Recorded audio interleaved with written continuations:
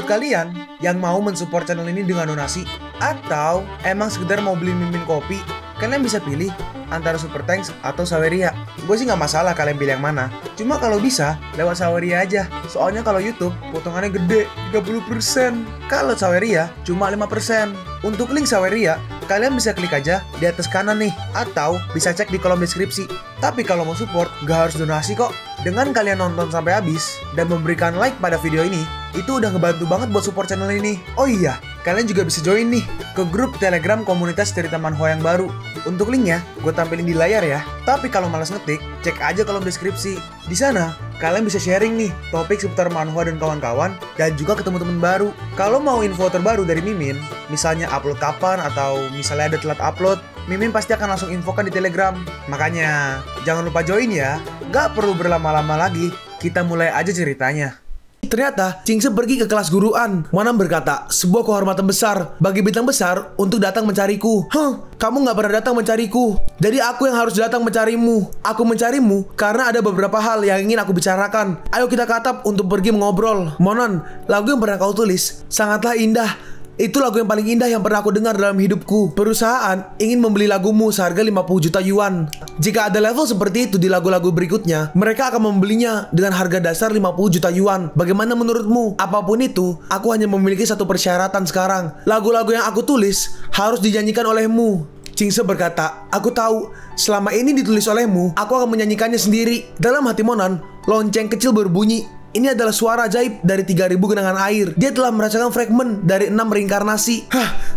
Chingse, kau adalah bintang keberuntunganku. Dalam hati Monan, tampaknya metode ini menggunakan Sky Eye Hanging dari gema dari suara ajaib akan bekerja. Kau terlihat bersemangat. Monan berkata, karena sangat senang, maka aku akan kembali dulu. Chingse berkata, begitu aku selesai berbicara, aku akan pergi. Kalau kau ingin pergi, aku akan tinggal di sini sendiri. Dalam hati Chingse, Monan yang bau ini telah menghilang selama berhari-hari. Apa kau tidak punya apa-apa untuk diberitahukan kepadaku? Aku punya banyak hal untuk dikatakan. Chingse berkata, kau ingatlah untuk belajar keras, mengambil universitas musik yang bagus, dan kemudian berkembang dalam komposisi dan lirik. Aku telah menandatangani kontrak dengan perusahaan sekarang. Jadi, apa kau ingin bekerja keras untuk mengetahuinya? Ayahku, kakek, dan nenek sangat menyukaimu. Singkatnya, kau nggak boleh malas. Apa kau ingin maju? Halo? Oi, apa kau mendengar apa yang dikatakan oleh orang lain?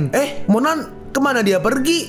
Dia udah lama pergi. Apa yang kau bicarakan di sini sendirian? Dalam hati Chingse, Monan busuk itu benar-benar. Aku tidak akan pernah berbicara dengannya lagi. Ternyata Monan pergi ke ruang guru. Guruan berkata, Monan, apa kau kecanduan gak masuk sekolah hari ini? Apa kau masih ingin ikut ujian perguruan tinggi? Apakah ada yang salah besok? Ini hari Sabtu besok. Apakah harus meminta cuti sore ini? Monan berkata, aku benar-benar memiliki sesuatu yang mendesak, dan itu harus sore ini. Apa Guruan tidak melihat pencapaianku baru-baru ini telah naik? Guruan berkata, meningkat sedikit aja. Apakah itu layak menjadi sebuah kesombongan? Dalam hati Guruan, nilai dia ini lebih cocok dibilang aneh daripada peningkatan. Setiap kali dia lulus, gak lebih dari 1 poin. Skornya sama semua, udah kayak siapa tuh? Cote Ayano Koji. Guruan melanjutkan, kalau kau berjanji padaku untuk berhasil dalam ujian berikutnya, aku bisa menyetujui untuk kau pergi. Tapi ingat, ujian masuk perguruan tinggi adalah... Nah, mantap.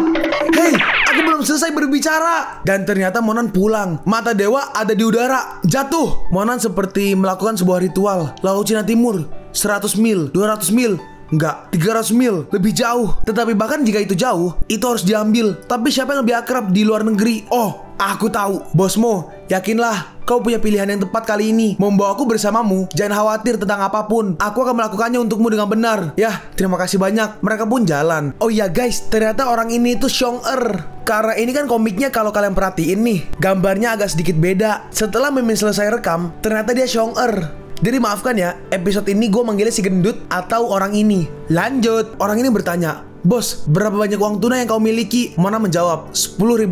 Ada apa? Bos hanya membawa $10.000. Bagaimana bisa ditargetkan? Oh iya, mobil putih di belakang mengikuti kita dengan lurus. Dia mengikuti kita ketika kita keluar dari villa. Sepertinya akan pergi ke pelabuhan bersama kita. Mereka pun sampai di pelabuhan. Bos, ini dia. Mona mengecek lonceng. Arahnya benar. Bos, yang mengikuti kita adalah seorang gadis cantik, terlihat sangat bagus. Lalu turun seorang wanita dengan rambut pirang. Orang itu berkata, sangat indah. Bukankah itu agen? Mona bertanya, logikanya di mana? Lalu ada pengumuman, penumpang yang menuju X sekarang bisa naik ke kapal. Yaudah, ayo. Oke bos, silakan duluan. Dia menjelaskan, ini adalah kapal ikan luar negeri berusia 7 tahun. Dermaga ini digunakan untuk pariwisata, tetapi diam-diam membantu orang untuk membawa barang dan mengirimnya ke tempat lain. Dan juga akan ada beberapa transaksi di atas kapal. Pemilik kapal ini adalah seorang yang tua bernama Yu Laochi. Rumor mengatakan kalau dia adalah seorang bajak laut. Dia memiliki beberapa cara untuk menemukan harta karun. Jika bos bebas, apa kita akan pergi dan melihat? Masih ada waktu sebelum kita sampai. Yaudah bos, silakan lewat sini. Kapal besar ini memiliki total 4 lantai dengan akomodasi di lantai atas, tempat catering di lantai 2, dan penyimpanan barang di lantai 4. Kita berada di lantai 3, yaitu kasino. Bos bisa mengambil barang-barang di sana. Dalam hati Monan, itu dia. Tour guide-nya melanjutkan, ya kasino ini juga merupakan bisnis penting bagi Yu Laochi. Bos, apa kita berjudi atau langsung pergi ke Taopao? Monan berkata, aku tidak tertarik dengan judi. Bos, ini adalah area penjualan harta karun. Kau harus membayar deposit 10.000 yuan untuk mendapatkan kartu masuk. Tunggu sebentar, aku ingat ada di sekitar sini. Nah, ketemu. Ini guys, gimana? Gak buruk kan ada di sini? Lalu mereka pun masuk. Saat di dalam, Monan melihat 3 buah patung. Dalam hati Monan, kenapa figur batu-batu ini diukir dengan baik? Bos, apa kau suka prajurit terakota? Sulit untuk membawa benda ini kembali. Lalu dia memanggil penjualnya. Hei kamu, datang ke sini. Berapa harga 3 batu yang patah ini? Kedua tuan ini memiliki mata yang bagus. Ketiga pria batu ini adalah batu kembar. Kemarin aku dipercaya oleh seseorang. Dia adalah seorang pelanggan besar. Dia menyuruhku untuk menjualnya di sini. Tetapi kalau kau ingin membelinya, harus membelinya semua. Aku tidak menjualnya secara terpisah. Berapa harganya? Penjualnya menjawab, aku pikir ini adalah takdir bisa bertemu dengan Anda. Awalnya 1,2 juta, tapi sekarang aku bingung 1 juta. Nah, karena 1 juta berarti semuanya 3 juta. 3 juta? Ini seperti merampok kami. Mona berkata, oke, aku akan menerimanya. Tapi kau harus meminta 2 orang untuk membantu aku membawanya ke kamar pribadiku. Penjualnya berkata, oh iya, gak masalah. Aku bisa melakukannya sendiri. Lalu Mona langsung bayar. Tiba-tiba dari belakang ada yang memanggil, bos.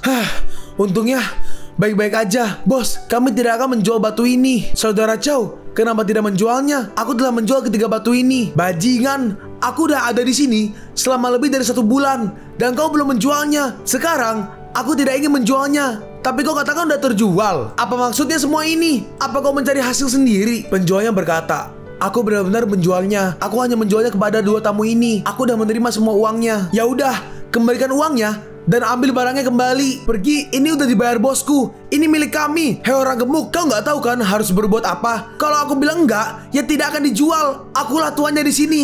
Kalau tidak, aku akan membunuhmu. Si penjualnya menengahi, saudara Chow, kakak gemuk, harap tenang. Ini adalah kapal Yu Laochi dan gak baik jika semua orang bertarung. Saudaraku Chow, mari kita buat beberapa aturan ketika kita membuka pintu untuk bisnis. Aku udah menjual barang ini. Aku akan memberimu uang sesuai dengan harga yang telah disepakati. Oke? Tidak. Maksudmu, aku gak mengerti aturannya, ha? Apa kau ingin aku mengajarimu aturannya? Si penjual berkata, enggak perlu.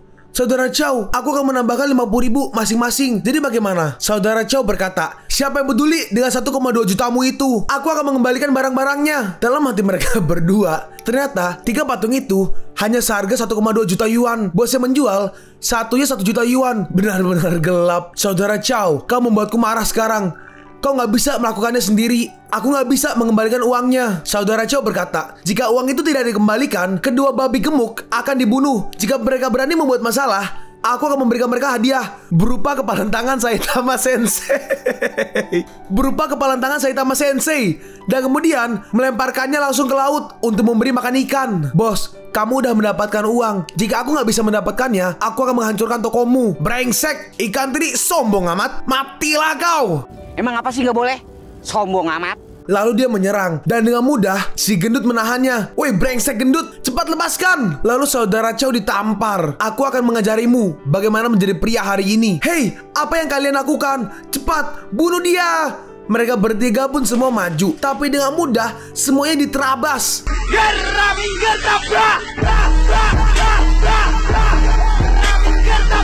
Aduh, tolong, berhenti berkelahi. Woi gendut, terima ini. Serangannya kena, tapi nggak berdampak sama sekali. Apa-apaan ini? Hei, apa kau belum makan? Lalu saudara Chow dihajar. Aduh, sialan. Gendut, kau memaksaku. Lalu dia mengeluarkan taser. Mimin nggak tahu Indonya, tapi kalau Inggrisnya taser, alat yang buat nyetrum. Si gendut berkata, kau berlebihan memainkan game ini. Bos, daya serang lawan terlalu besar. Ayo kita pergi. Monan berkata, apa kau tahu apa yang harus dilakukan? Tidak. Aku akan mengajarimu. Hei, tidak. Aku yang akan mengajarimu. Monan memegang sesuatu di tangannya, dan benda itu langsung dilemparkan ke arah saudara Chow. Dan benda itu berhasil menghancurkan tasernya. Lalu Monan maju. Arti Yi Xing Chuan adalah mengendalikan tinju dengan pikiran dan melakukan apapun yang kau inginkan. Dia dihajar habis-habisan. Lalu tangannya ditangkap dan dia langsung di smackdown. Monan berkata, ini Yi Xing Chuan, apa kau udah mempelajarinya? Si gendut berkata, tidak, kau terlalu cepat. Kalau begitu, ayo lakukan lagi. Hei, kau, lepaskan aku. Dan dia dibanting lagi dan lagi. Monan bertanya lagi, apa kau udah belajar kali ini? Si gendut berkata, itu terlalu cepat. Pada akhirnya, aku belum melihat posisi pukulanmu. Lalu saudara Chow dilempar lagi. Ibu, tolong kesini, selamatkan aku. Mana, kau udah mempelajarinya atau belum? Tidak. Aku rasa aku belum memahaminya. Dan bagian terakhirnya lebih sulit untuk dipahami. Saudara Chow ngamuk. Kau babi gendut ngehehehe. Kau melakukannya dengan sengaja. Meskipun aku bisa mempelajarinya sedikit, jangan bertampang pura-pura bodoh begitu. Cepat pelajarinya. Kalau kau ingin mempelajarinya, kau harus rajin berlatih lagi dan lagi, sampai akhirnya kau menguasainya. Bangun anak muda, ayo sekali lagi.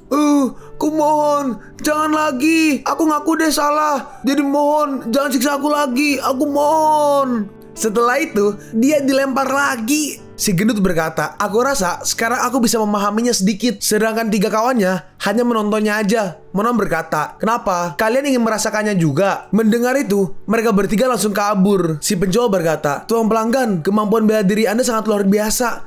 Karena semua ini, haruskah aku mengirim pasukan terakota ke ruangan Anda? Lalu si gendut menghampirinya. Lalu, kita ada sedikit urusan kan, Bapak penjaga toko?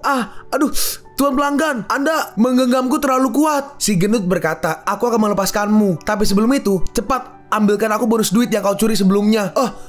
Oke. Aku akan memberimu 2 kasino chip 30 ribuan. Tolong, pergilah berjudi dan bersenang-senang. Di sana, Anda bisa menang sampai dengan 3 juta. Baiklah, aku akan melepaskanmu hari ini. Tapi jangan lupa, antarkan patung itu ke ruangan kami. Mereka berdua pun jalan. Saat di jalan, ada seorang anak yang sedang bersembunyi. Lalu tiba-tiba, hei bocah, kau jangan lihat-lihat. Tangannya anak itu meraih ke kantong Monan. Lalu Monan berhasil menangkapnya.